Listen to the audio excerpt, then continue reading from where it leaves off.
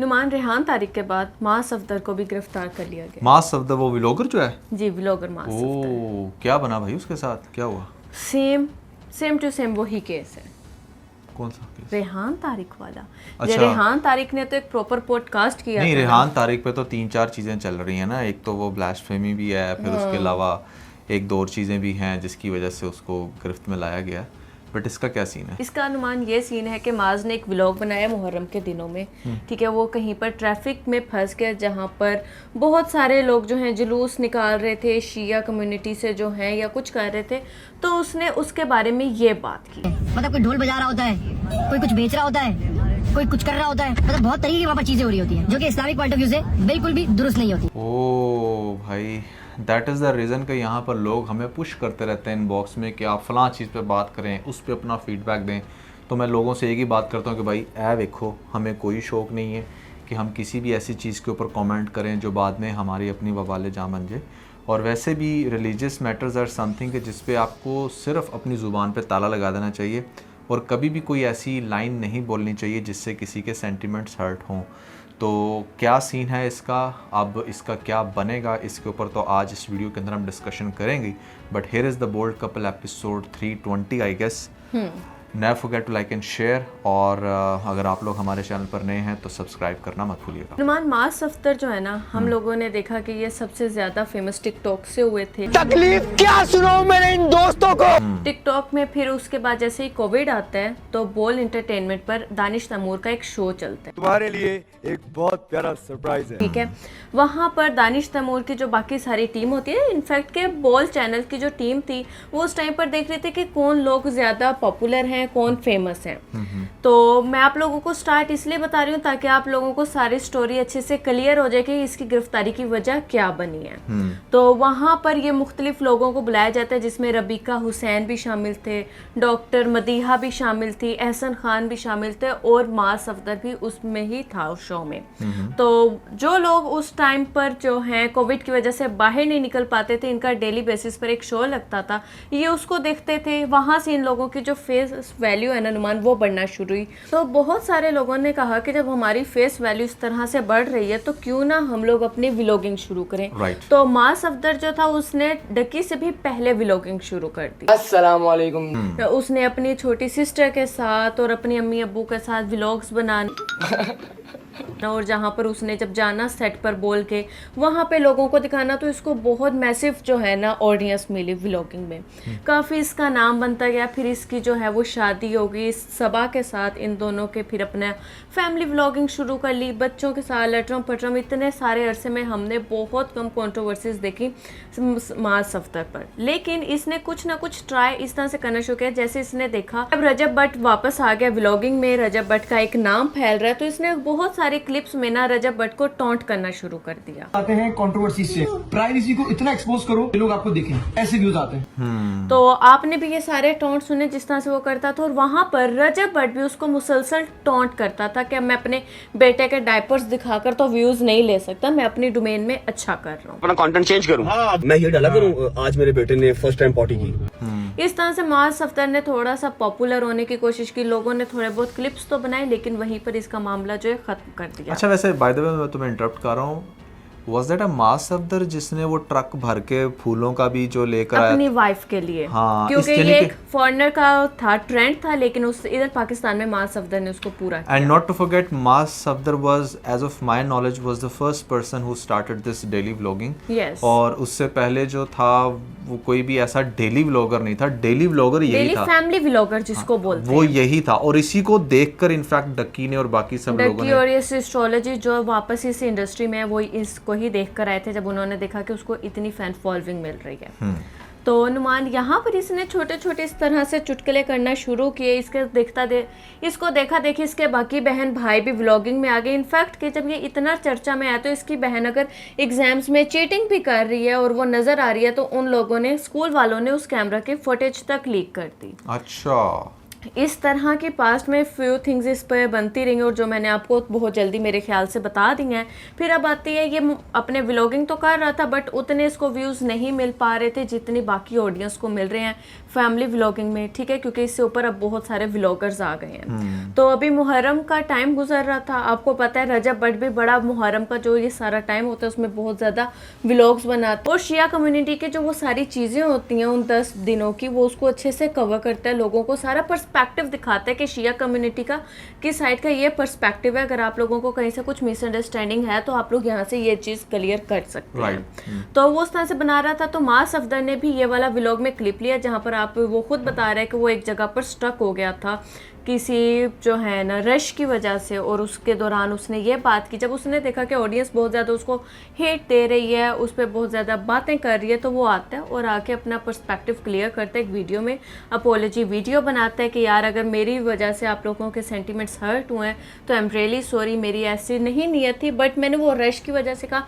क्योंकि इतना बाबरकत और इतना वो दुख वाला महीना होता है कि कुछ गर्ल्स वहाँ पे उस टाइम पे डांस भी कर रही थी जो चीज़ मुझे बुरी लगी। कि मैं सिर्फ स्पेसिफिक रोड की बात कर रहा था जिनका मैंने उनको भी बताया कि भाई वहाँ पर रोड पे जो है ना बहुत किस्म की चीजें हो रही थी, ढोल ढमक के डांस वगैरह, अरे पता नहीं क्या क्या कर रहे हैं, मतलब जिसको देख के मुझे अच्छा नहीं लगा था। कि देखो ये एक सोगवार महीना है, इस महीने को तो हम लोग ऐसे लेते हैं जैसे हमारे अपने घर में कोई डेथ हुई हो, तो वहाँ पे गर्ल्स के इस तरह से डांस करना नहीं बनता था, लोग इस चीज़ का मजाक बनाए। खैर उन्होंने एक लंबी चौड़ी वीडियो बनाई, आप कुछ उसके यहाँ से पॉइंट सुने। This is an apology video पूरी शिया कम्युनिटी को कि यार मेरी इंटेंशन वो नहीं थी, आज तक किसी भी कम्युनिटी टारगेट नहीं किया, ना मेरा कोई ऐसा मकसद है। तो ये अपनी वो अपॉलॉजी वीडियो में बात कर रहे हैं जिसके बाद अनुमान ये मामला ख़त्म हो जाता है, ठप हो जाता है। फिर जैसे ही अब ये देखते हैं कि अच्छा तारिक है और रेहान तारिक, जैसे देखते हैं कि रेहान तारिक को भी वो 3-4 हफ्ते पहले केस की वजह से अरेस्ट कर लिया गया, तो एक वकील उठता है, वो उठकर क्या करता है कि इस पर केस कर देता है। आज सफदर एक यूट्यूबर है, उसने बेहुरमती की थी अहले तशी की, मैंने उस बात पे 22 से फाइल की है माँ सफदर की उस क्लिप पर कि भाई मैंने माँ सफदर पर अब केस कर दिया, माँ सफदर की हेयरिंग है, उसको यहाँ आना पड़ेगा। लेकिन माँ सफदर उस दिन जो है कोर्ट नहीं पहुँचता, उसके वो अपने एक बंदे को भेज देता है अपनी जगह कि जाकर देखो कि कोर्ट में चल क्या रहा है, अगर मैं नहीं आया तो कोई ज़्यादा मामला तो नहीं क्रिएट हुआ। वो छुपके से इनकी वीडियो बना रहा होता है, तो वो जो लॉयर था वो उसको पकड़ लेता है। मैं बाहर खड़ा था कोर्ट रूम के, ये भाई साहब जो है मुझे मेरी वीडियो रिकॉर्ड कर रहे हैं। मैंने जब इनसे पूछा आगे भाग गए, भागते भागते इन्होंने डिलीट कर दी। माँ सफदर से ये कांटेक्ट में, उसी ने ही इसको भेजा। पकड़कर उसके वो सारे मैसेजेस भी दिखाते कि देखो माँ सफदर से कांटेक्ट में, इसने मेरी वीडियोस बनाई फिर डिलीट कर दी। तो वो इस तरह से कहते हैं कि भाई पुलिस वाले भी लेने गए थे माँ सफदर को, लेकिन वो माँ सफदर को लेकर नहीं है, उन्हें नहीं पता लगा कि माँ सफदर भी किधर है, तो वो भी इस केस को प्रॉपर प्रोसीड आगे करना चाहते हैं। इस वजह से पुलिस जो है वो सर्च कर रही है माँ सफदर को कि वो किधर है और उसको गिरफ्तार किया जाए। तो माँ सफदर यानी कि अभी तक अरेस्ट नहीं हुआ? नहीं, अरेस्ट नहीं हुआ। उसने व्लॉगिंग 2 दिन से छोड़ी हुई है, लास्ट व्लॉग में भी उसका 2 दिन पहले आया था, 2 दिन से उसका कोई व्लॉग नहीं आया। यानी कि माँ सफदर इस टाइम अंडरग्राउंड हुआ है, पुलिस से छुप रहा है क्योंकि उसके ऊपर केस हो गया। अच्छा, मैं अब आपको इसके ऊपर थोड़ा सा अपना एक क्विक एनालिसिस दे देता हूँ। क्योंकि आपने देखा कि पास्ट में अभी रजब भट्ट की उसके साथ जिस तरह से भी क्लैश बना, तो मैं आपको एक वैसे अपना एनालिसिस दे देता हूँ इसमें कि होता क्या है ना कि जब आपके किसी ओपोनेंट से कोई ऐसी मिस्टेक होती है ना, तो जो आपके एनिमीज़ होते हैं ना वो सबसे पहले उस चीज़ को कैश आउट करते हैं, ठीक है।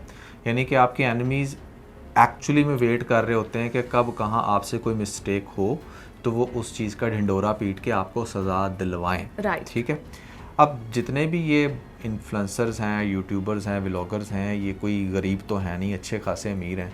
और जहाँ तक बात लॉयर्स की है तो इनको आप 20-25-30 हज़ार रुपया लगाओ तो ये हर तरह का केस लड़ने के लिए तैयार है। बिल्कुल। तो मुझे ऐसी फीलिंग आती है कि इसके किसी ओपोनेंट, किसी एनिमी ने, मैं किसी का नाम नहीं लूँगा क्योंकि भाई I am no one to जज के किसने किया होगा, बट मुझे ऐसा लगता है कि बिहाइंड द सीन इस लॉयर के पीछे भी कोई ऐसा यूट्यूबर हो सकता है या इसका कोई ऐसा एनिमी जिसने बाकायदा तौर पे इसको जो है वो पंप किया हो और कहा हो कि नहीं भाई तुम इस पे केस करो, हम आपको सपोर्ट करेंगे, दिस एंड दैट। बड़ा सेंसिटिव मामला है, इस मामले की वजह से ऑलरेडी जो रेहान तारिक है वो इस टाइम भुगत रहे हैं पेशियाँ, तो ज़रा इसको भी थोड़ा सा मज़ा चखाया जाए।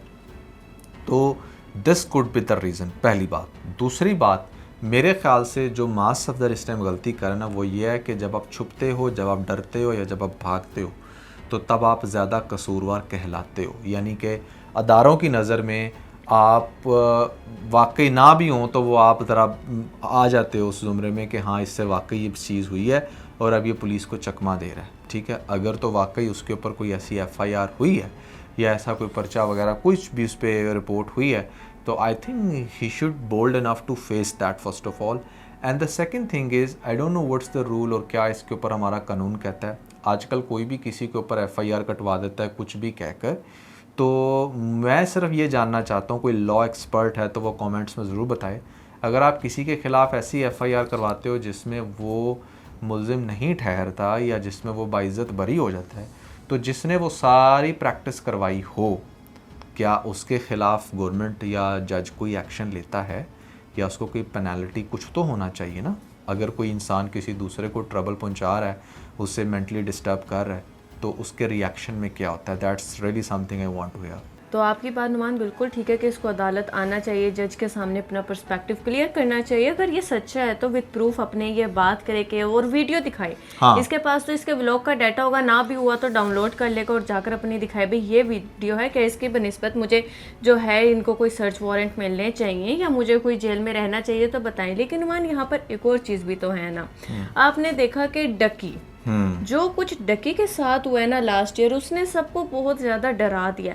मतलब कि कोई सही भी हो ना तो वो भी डरता है कि यार कहीं हम लोग गलत हाथों में ना चले जाएं, क्योंकि कहीं पे भी किसी भी इरादे में किसी भी इदारे में पूरे का पूरा इदारा पूरे का पूरा ऑफिस जो है वो गलत नहीं होता, उसमें चंद एक लोग ही इस तरह के भी होते हैं। हाँ, जो मिसयूज करते हैं आपको। मिसयूज करते हैं, तो हर बंदा उन गलत लोगों के हाथों में जाने से डरता है। अब जैसे आपने रेहान तारिक का केस देखा, वो सही बंदों के हाथ में गया ना, उसने इतना कुछ नहीं किया तो उसको जुडिशियल हो गया है। आज वो जेल चला गया। अब कुछ दिनों तक आप लोगों को ये भी सुनने को मिल जाएगा कि उसको बेल मिल चुकी है, तो वो सही हाथों में गया। लेकिन डकी साथ क्या हुआ, डकी कुछ गलत हाथों में चला गया था, जिनको वो सस्पेंड तो फिर बाद में कर दिया गया। हमारी गवर्नमेंट ने एक अच्छा स्टेप लिया और ये लोग भी इसीलिए डरते हैं कहीं पर भी आने से या इस तरह से अंडरग्राउंड होने से। आपने देखा होगा कि इकरा कंवल भी अंडरग्राउंड हो गई थी अपने टाइम पे, और उसने अंडरग्राउंड होके अपने लॉयर को आगे रखकर बहुत अरसा ऐसा गुजारा। वो तो अब पेशियों पे जाने लगी है ना, हर हेयरिंग पे वो जाती है और जाकर आ जाती है। लेकिन जो पीक टाइम था, जिस टाइम पे उसको भी डकी की तरह अरेस्ट करके अंदर रखा जा सकता था,